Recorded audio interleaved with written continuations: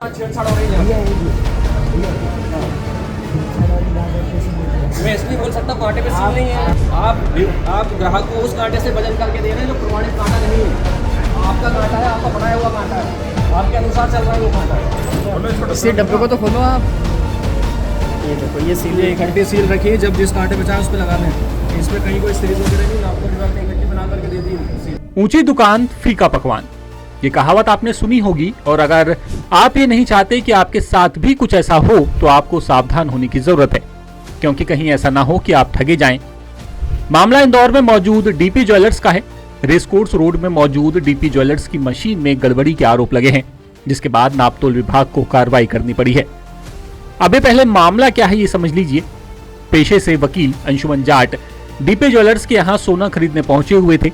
जब एक ज्वेलरी को दो मशीन पर तुलवाया गया तो दावा किया जा रहा है कि वजन कम ज्यादा पाया गया। दावा है कि एक मशीन में 19 मिलीग्राम वजन का अंतर था। जब मशीन को देखा गया तो इसमें नापतोल की सर्टिफिकेट सील और साइन नहीं था, जिसके बाद मौके पर ही कलेक्टर शिवम वर्मा से शिकायत की गई और नापतोल विभाग ने मामले की जांच की। यदि पश्चात जब वजन के लिए हम तोल कांटे में पहुंचे तो जब उनने वजन करा तो संबंधित कांटे पे मुझे संदेह इस पर स्थिति निर्मित हुई। तो मैंने पूछा कि इसकी सत्यता के बारे में जांच की जाए, इसका प्रमाण पत्र कहाँ है जो नापतोल विभाग द्वारा जारी किया जाता है। फिर उसका जो सील चपला स्टाम्पिंग जो की जाती है नापतोल विभाग के द्वारा, उसके लिए पूछा तो वहाँ पे उन्होंने नीचे रखा, कांटा उठाया, कहीं कुछ नहीं मिला। सील जो लगी रहती है तार की वो उस पर कांटे पे नहीं दिखी। फिर वो आनाकानी करने लगे, फ्लोर मैनेजर आए, स्टोर मैनेजर आए, फिर वो मुझे बोलने लगे ऐसा कुछ नहीं, सब सही है। तो फिर मुझे मना भी करने लगे, बदतमीजी करने लगे। फिर मैंने तुरंत पुलिस को इन्फॉर्म किया, कलेक्टर साहब को इन्फॉर्म किया। कलेक्टर साहब ने तुरंत एक्शन लेते हुए संबंधित नापतोल विभाग को बोला। टीमें आई, पुलिस भी आई। फिर जांच में जब उन्होंने जांच पड़ताल की तो स्टाम्पिंग वगैरह कांटे पे नहीं मिली, अमानक थे। इसमें जो कांटा है वो जब्त भी हुआ, वजन गलत भी बता रहा था, वो फ्लैक्चुएशन बहुत ज़्यादा थे। स्टोर के अंदर जो प्रदर्शित होने थे नियमानुसार सत्यापन प्रमाण पत्र वगैरह वो इत्यादि प्रदर्शित नहीं थे।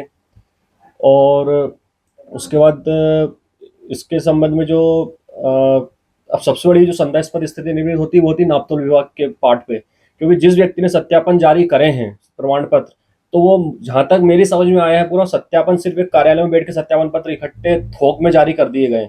अगर वो सत्यापन भौतिक करते और स्टाम्पिंग करते तो सत्यापन पत्र जारी होते। किसी भी कांटे पे 24 तोल कांटे हैं, 24 तोल कांटे पे किसी पे भी स्टाम्पिंग नहीं है। जब शोरूम मैनेजर से वजन में अंतर की वजह पूछी गई तो उनका कहना था कि मशीन में मौजूद 4 में से एक पाया टूट गया है, गलती से इस पर ध्यान नहीं दिया, इसीलिए ऐसा हुआ। वहीं नापतोल विभाग की तरफ से वजन मशीन को सर्टिफाइड किया जाता है, लेकिन ये सर्टिफिकेट मशीन के पास नहीं थे और अलग बॉक्स में रखे गए थे।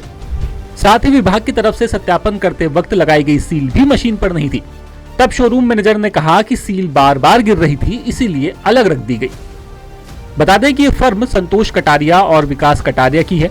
फर्म मूल रूप से रतलाम की है। इसके इंदौर के साथ साथ कई शहरों में शोरूम है। मौके पर पहुंची नापतोल की टीम ने मशीन को जब्त किया है और नियमों के तहत हर डायरेक्टर, फर्म और शोरूम मैनेजर पर 5,500 रुपए का जुर्माना लगाया है। इस पूरे मामले में 10 सूत्र ने शोरूम मालिक संतोष कटारिया को फोन किया, मैसेज भी किया, लेकिन उन्होंने कोई जवाब नहीं दिया। बता दें कि छत्तीसगढ़ के बिलासपुर में मलाबार शोरूम में भी गहने के वजन को लेकर के गड़बड़ी के आरोप लगे थे। दावा था कि 22 कैरेट के गहने को मलाबार की मशीन 20 कैरेट का दिखा रही थी, जिसके बाद जमकर बहस हुई और पुलिस बुलाने की नौबत तक आ गई। और अब डीपी ज्वेलर्स में जो हुआ उसने भी सवाल खड़े कर दिए हैं कि क्या वाकई में बड़े बड़े शोरूम ईमानदारी से अपना काम कर रहे हैं या नहीं। इंदौर से ब्यूरो चीफ संजय गुप्ता की रिपोर्ट। लेटेस्ट, इन्वेस्टिगेटिव और इन डेप्थ खबरें देखने के लिए ज्वाइन कीजिए द सूत्र का व्हाट्सएप चैनल, सब्सक्राइब कीजिए यूट्यूब चैनल, लाइक कीजिए फेसबुक पेज और पढ़ते रहिए www.daसूत्र.com।